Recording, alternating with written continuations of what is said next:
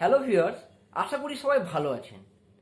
আজকে আমি যে মেডিসিনটি সম্পর্কে আপনাদেরকে বলবো তার নাম হচ্ছে doxycycline and lactic acid bacillus capsule. এটি অ্যাকচুয়ালি বিভিন্ন রকম ব্যাকটেরিয়াল ইনফেকশনকে ঠিক করার জন্য ব্যবহার করা হয়। তো এই মেডিসিনটি কি, এটি কিভাবে কাজ করে আমাদের শরীরে, এটি কোন কোন রোগের ক্ষেত্রে আমরা ব্যবহার করতে পারি, এর সাইড এফেক্ট কি, এর ডোজ কি, তারপরে কারা কারা এটি খেতে পারবেন, কারা কারা খেতে পারবেন না, কোন কোন ট্যাবলেটের বা ক্যাপসুলের সাথে এটি খাওয়া যায় না, এরকম সমস্ত রকম তথ্য আজকে আমি আপনাদের সামনে তুলে ধরবো। আমি ফার্মাসিস্ট পার্থসারথী ঘোষ, আর আপনারা দেখছেন আপনাদেরই চ্যানেল মেডিটক স্টুডিও। তো বন্ধুরা, আমার এই ভিডিওটি আপনারা দেখুন। যদি ভিডিওটি ভালো লাগে অবশ্যই একটি লাইক দিয়ে দেবেন এবং আমার এই চ্যানেলটিকে সাবস্ক্রাইব করে দেবেন। তো চলুন বন্ধুরা, আজকে কিছু নতুন জানা যাক।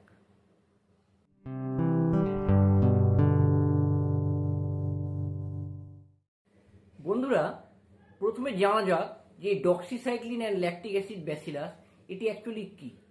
তো এই মেডিসিনটি হচ্ছে একটি অ্যান্টিবায়োটিক মেডিসিন।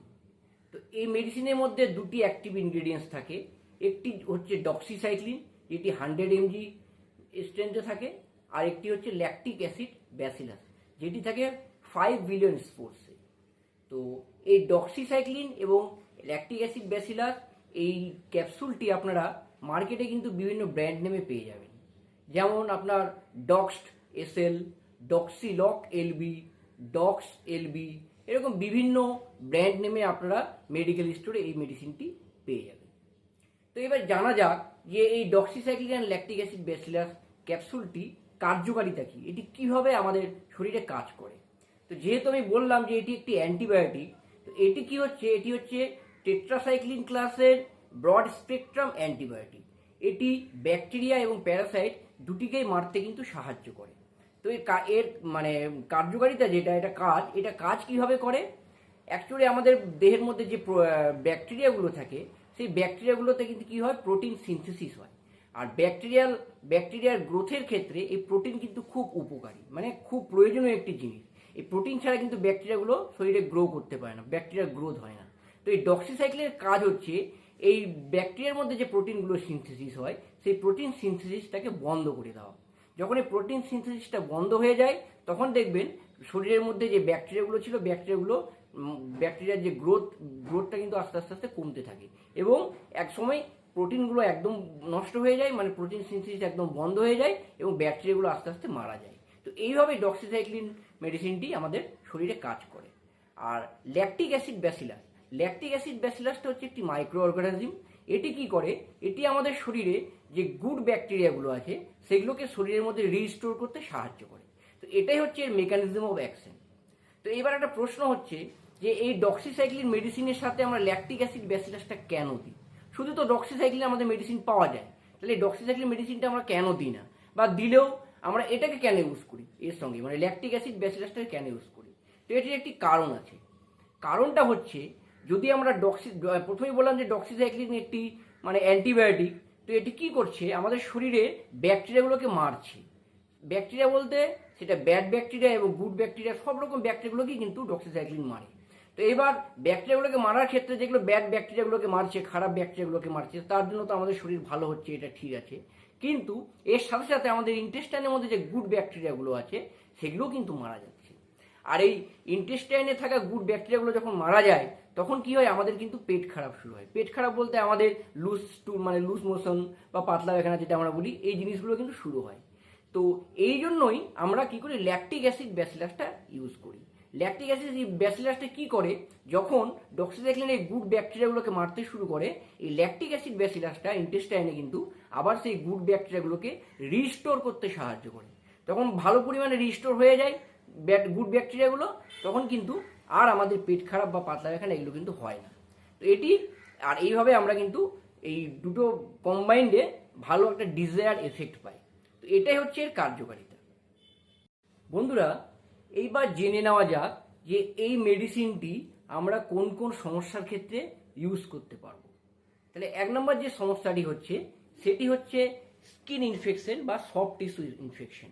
বিভিন্ন আমাদের ব্যাকটেরিয়াল অ্যাটাকের ফলে আমাদের স্কিনে বা সফট টিস্যুতে বিভিন্ন রকম ইনফেকশন হতে পারে। আর ইনফেকশনের কারণে কি হয়, আমাদের যে জায়গাটা ইনফেকশন হচ্ছে সেটি লাল হয়ে যায়, ফুলে যেতে পারে, বা সেখানে ফুসকুড়ি মতো উঠতে পারে, সেখান দিয়ে পুঁজ বেরোতে পারে। তো এই সব সমস্যাগুলো হয়। তো এই সমস্ত স্কিন ইনফেকশনগুলো, ব্যাকটেরিয়াল ইনফেকশনগুলো ঠিক করার জন্য আমরা এই মেডিসিনটি ইউজ করতে পারি। এবার 2 নম্বর হচ্ছে যে নিউমোনিয়া। আমাদের নিউমোনিয়া বলে একটা রোগ আমরা শুনেছি। তো নিউমোনিয়া কিন্তু নিউমোনিয়ার ক্ষেত্রে লাংসের মধ্যে ব্যাকটেরিয়াল মানে এফেক্টটা হয়, মানে ব্যাকটেরিয়া অ্যাটাকটা হয়। তো এই নিউমোনিয়া হলে কি হয়, আমাদের লাংসের মধ্যে বিভিন্ন রকম সমস্যার সৃষ্টি হয়, কাশি হয়, জ্বর হয়, এবং লাংসে কিন্তু জলও জমতে পারে। তো এই নিউমোনিয়াকে ঠিক করার জন্য, এটি কিন্তু অ্যাকচুয়ালি ব্যাকটেরিয়াল অ্যাটাকের ক্ষেত্রে, মানে অ্যাটাকের জন্যই হয়। আর এই নিউমোনিয়াটাকে ঠিক করার জন্য আমরা কিন্তু এই ডক্সিসাইক্লিন এবং ল্যাকটিক অ্যাসিড ব্যাসিলাস মেডিসিনটি ইউজ করে থাকি। 3 নম্বর হচ্ছে অ্যাকনে বা ব্রণ। দেখবেন অনেকের গালে ছোট ছোট ব্রণ ওঠে। এই ব্রণগুলো কিন্তু দেখবেন আস্তে আস্তে জায়গাটা লাল হয়ে যায়, ফুলে যায়, এবং ওখান থেকে পুঁচও বেরোতে পারে। তো এই ব্রণ ট্রিটমেন্টের ক্ষেত্রে এটি খুব কার্যকরী একটি মেডিসিন। এই ব্রণ ঠিক করার জন্য কিন্তু আমরা এই মেডিসিনটি ইউজ করতে পারি। 4 নম্বর হচ্ছে ইউটিআই ইনফেকশন, মানে ইউরিনারি ট্র্যাক্ট ইনফেকশন। তো যে কোনো কারণের জন্য, কারো দেখা যায় যে কোনো কারণের জন্য মানুষের ইউরিনারি ট্র্যাকে ইনফেকশন হয়, ব্যাকটেরিয়াল ইনফেকশন হয়। আর এই ইউরিনারি ট্র্যাকে ব্যাকটেরিয়াল ইনফেকশন হলে কি হয়, যখন প্রস্রাব হয়, প্রস্রাবের সময় দেখবেন যে প্রস্রাবে জ্বালা হয়, তারপর প্রস্রাবের দ্বারা প্রচণ্ড ব্যথা হয়, অ্যাবডোমিনাল পেন, মানে আপনার যে তলপেট আছে তলপেটে ব্যথা হয়, হালকা হালকা জ্বর হয়। তো এটাকে বলা হয় ইউরিনারি ট্র্যাক ইনফেকশন। তো এই ইউরিনারি ট্র্যাক ইনফেকশনের জন্য এই মেডিসিনটি কিন্তু খুব কার্যকরী একটি মেডিসিন। তারপরে 5 নম্বর হচ্ছে আই ইনফেকশন। বিভিন্ন রকম আই ইনফেকশনের ক্ষেত্রে ও ব্যাকটেরিয়াল আই ইনফেকশনের ক্ষেত্রে কিন্তু এই মেডিসিনটি ইউজ করা হয়। আই ইনফেকশন হলে দেখবেন আপনার চোখ লাল হয়ে যাবে, চোখের ভিতরটা দেখবেন চোখ থেকে জল পড়বে, চোখ আপনি খুলতে পারবেন না, চোখ প্রচণ্ড ব্যথা করবে বা চোখ কটকট করে ধরে, হ্যাঁ, যেটাকে আমরা বাংলা ভাষায় দেখবেন যে অনেকে বলে না যে চোখ ওঠে। এই চোখ ওঠা কিন্তু একটা ব্যাকটেরিয়াল ইনফেকশন। তো এইরকম চোখের ক্ষেত্রে বিভিন্ন ব্যাকটেরিয়াল ইনফেকশনের ক্ষেত্রেও কিন্তু আমরা এই মেডিসিনটি ইউজ করে থাকি। তারপরে আর কিসে ইউজ করি, আপার রেসপিরেটরি ট্র্যাক ইনফেকশন। আমাদের নাকে, গলায় বা আপার রেসপিরেটরিতে বিভিন্ন রকম যখন ব্যাকটেরিয়াল ইনফেকশনগুলো হয়, এই ইনফেকশনগুলোকে ঠিক করার জন্য কিন্তু, আপার রেসপিরেটরি ট্র্যাক ইনফেকশনগুলোকে ঠিক করার জন্য কিন্তু আমরা এই মেডিসিনটি ইউজ করতে পারি। আর সবশেষে আরেকটি কথা হচ্ছে, সেটি হচ্ছে এসটিডি, মানে সেক্সুয়ালি ট্রান্সমিটেড ডিজিজ। এটি সেক্সুয়ালি ট্রান্সমিটেড ডিজিজ একটি খুব মানে ভাইটাল একটি ডিজিজ। তো এই ডিজিজের ক্ষেত্রেও যেমন এই ডিজিজের মধ্যে দেখবেন যে সিফিলিস, গনোরিয়া, এই সমস্যা, সিফিলিস, গনোরিয়া এগুলো এরই অন্তর্ভুক্ত, মানে সেক্সুয়ালি ট্রান্সমিটেড ডিজিজেরই অন্তর্ভুক্ত। তো এসব ক্ষেত্রে কি হয়, যৌনাঙ্গের আশেপাশে দেখবেন বিভিন্ন রকম ফুসকুড়ির মতো ওঠে, লাল লাল ফুসকুড়ির মতো ওঠে, সেগুলো জ্বালা করে, চুলকোতে পারে বা ব্যথাও করতে পারে। আর যৌনাঙ্গের চারিদিকে প্রচণ্ড ব্যথা হয়, মেয়েদের ক্ষেত্রে সাদা স্রাব হয়। তো এই সেক্সুয়ালি ট্রান্সমিটেড ডিজিজের ক্ষেত্রে আমরা এই মেডিসিনটি কিন্তু ইউজ করতে পারি। তো এই সমস্ত ডিজিজের ক্ষেত্রে আমরা এই মেডিসিনটি ইউজ করতে পারি বিভিন্ন রকম ব্যাকটেরিয়াল গুলোকে নষ্ট করার জন্য। এইবার জানা যাক যে এই মেডিসিনটির সাইড এফেক্ট কী। তো এই মেডিসিনটি খুব বেশি কোনো সাইড এফেক্ট নেই, তবে কিছু কিছু সাইড এফেক্ট আমরা দেখি, মানে দেখা যায় কোনো ক্ষেত্রে দেখা যায়, যেমন কারো পেট ব্যথা হতে পারে। তারপরে দেখবেন যে মাথা ঘোরে, কারো মাথা ব্যথা করতে পারে, পেট খারাপ হতে পারে, পাতলা পায়খানা এসব হতে পারে। তারপরে দেখবেন যে আপনার স্কিন অ্যালার্জি হতে পারে। তো এরকমই খুব সামান্য কয়েকটি সাইড এফেক্ট আছে, সেগুলো সময়ের সাথে সাথে ওষুধটি খেলে সময়ের সাথে সাথে কিন্তু ঠিকও হয়ে যায়। তো এগুলোই হচ্ছে সাইড এফেক্ট। বন্ধুরা, এইবার জেনে নেওয়া যাক যে কারা কারা এই মেডিসিনটি খেতে পারবেন না। তো 1 নম্বর, যারা প্রেগনেন্ট মাদার বা যারা বাচ্চাদেরকে দুধ পান করাচ্ছেন, ল্যাকটেটিং মাদার, তারা কিন্তু এই মেডিসিনটা ডাক্তারবাবুর পরামর্শ ছাড়া খেতে পারবেন না। 2 নম্বর, যাদের কিডনির সমস্যা আছে। 3 নম্বর, যাদের লিভারের সমস্যা আছে, তারাও কিন্তু ডাক্তারের পরামর্শ ছাড়া এই মেডিসিনটি একদমই খাবেন না। আর 4 নম্বর হচ্ছে, যদি এই মেডিসিনে কারো অ্যালার্জি থাকে তাহলে কিন্তু এই মেডিসিনটি তার খাওয়া যাবে না। এবং সবশেষে 5 নম্বর হচ্ছে, বাচ্চারা কিন্তু এই মেডিসিনটি খাবে না, বাচ্চাদেরকে এই মেডিসিনটি খাওয়ানো যাবে না। তো এই মেডিসিনটি এইসব পেশেন্টদেরকে বা এইসব ব্যক্তিদেরকে খাওয়ানো যাবে না। এবার জেনে নেওয়া যাক ডোজ। এই মেডিসিনটি আমরা কিভাবে খাবো। তো এর নর্মাল ডোজ হচ্ছে 1টি করে ক্যাপসুল দিনে 2 বার, খাওয়ার পর 5 দিন।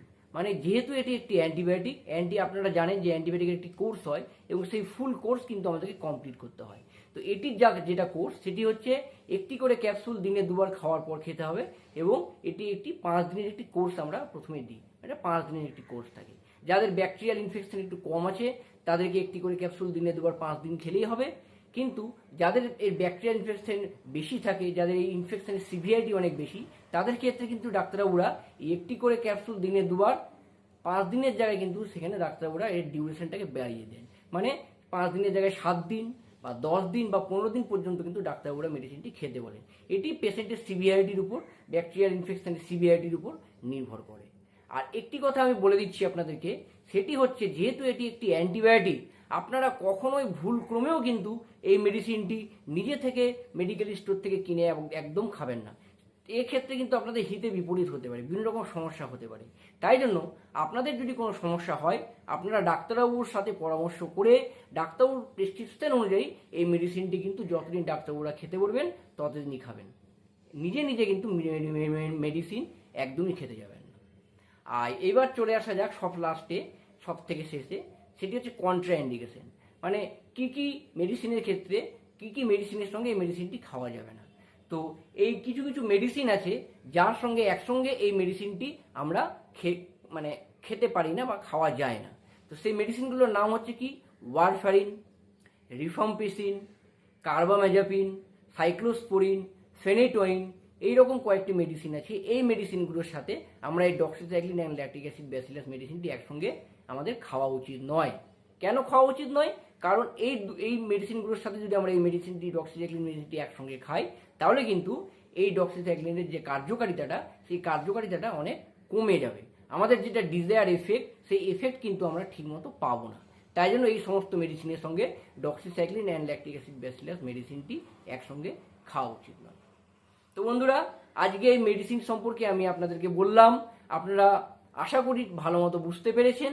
এরপরেও যদি আপনাদের কোনো রকম কোনো সমস্যা থাকে, কোনো রকম কোনো কোশ্চেন থাকে, তাহলে অবশ্যই আমাকে জিজ্ঞেস করবেন, আমার এই কমেন্ট বক্সে কমেন্ট করবেন, আমি আপনাদেরকে যথাসাধ্য উত্তর দেওয়ার চেষ্টা করব।